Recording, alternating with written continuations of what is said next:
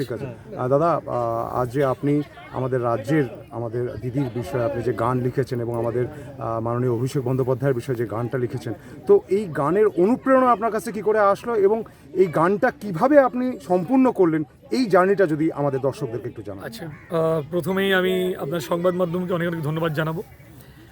দ্বিতীয়ত, এই যে অনুপ্রেরণার কথা আপনি বলছেন, আমার প্রথম গান লেখা, প্রথম হাতে কলম তুলে নেওয়া, এটা 2021 সালের নির্বাচনের আগে, যখন করোনা পরিস্থিতিতে মানুষ বেহাল হয়ে পড়েছিল, তখন আমি দেখেছি সবসময় টিভিতে কে অপোজিশন সবসময় যাকে টার্গেট করতেন উনি কিন্তু রাস্তায় নেমে মানুষের পক্ষে পরিষেবা দেওয়ার চেষ্টা করেছে।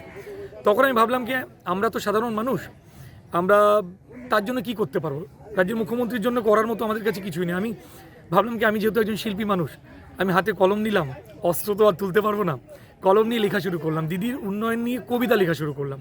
হঠাৎ মাথায় আসলো যে এই কবিতাটাকে গানে রূপায়িত করব।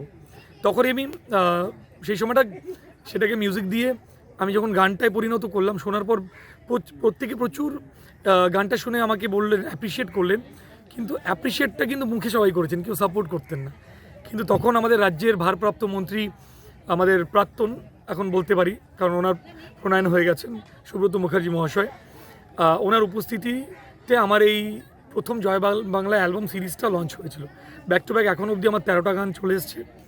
এবং এই বাংলা জুড়ে এই মুহূর্তে আপনারা জানেন কে নবীন প্রবীণ নিয়ে একটা বড় বিতর্ক। আমি বলি যে নবীন এবং প্রবীণ নিয়ে কোনো বিতর্ক করে লাভ নেই, কারণ আমাদের প্রবীণরাই কিন্তু আগামী দিন নবীনদেরকে এগিয়ে নিয়ে যাবে এবং নবীনরা কিন্তু প্রবীণদের সম্মানের সাথে বাঁচিয়ে রাখবে। তো সেই জায়গায় দাঁড়িয়ে আমাদের গর্বের ব্যাপারকে রাজ্যের মুখ্যমন্ত্রী মমতা বন্দ্যোপাধ্যায় উন্নয়ন মানুষের বাড়ির দুয়ারে দুয়ারে পৌঁছে দিয়েছে, এবং এরপর বাচ্চারা আমার মনে হয় লজেন্স খাওয়ার জন্য দিদি প্রকল্প এনে দেবে, এটা আমি বিশ্বাসী। দিদির জন্ম থেকে মৃত্যু পর্যন্ত মানুষের পাশে ছিল, আগামী দিন থাকবে। 2026 সালে আপনারা দেখবেন এই মাঠে আমাদের যুবরাজ এবং আমাদের আইডল বাংলার বস, আমার গানের লাইনই আসছে বস, আমাদের বস অভিষেক বন্দ্যোপাধ্যায় বাংলায় নতুন আলোড়ন তৈরি করবেন এবং বাংলার মানুষের হয়ে লড়াই করে দিল্লির, আমি বলবো, গোলঘরে বসে টেবিল ঠুকে আমাদের পাওনা আদায় করে নিয়ে আসবে, আমি বিশ্বাসী এটা। তো আপনি যে এত সুন্দর গান লিখেছেন, এছাড়াও কি আর অন্য কোনো ধরনের গান আপনি রচনা করেছেন বা গেয়েছেন? দেখুন, আমার খুব শীঘ্রই আমার ও জানা বলে একটা ফিল্ম আসছে, ওই ফিল্মে আমার একটা গান আছে, হিন্দি গান, এবং এ বাদে আমার আরও দুটো মিউজিক ভিডিও আসছেন, স্যান্ড রোম্যান্টিক সং আছে।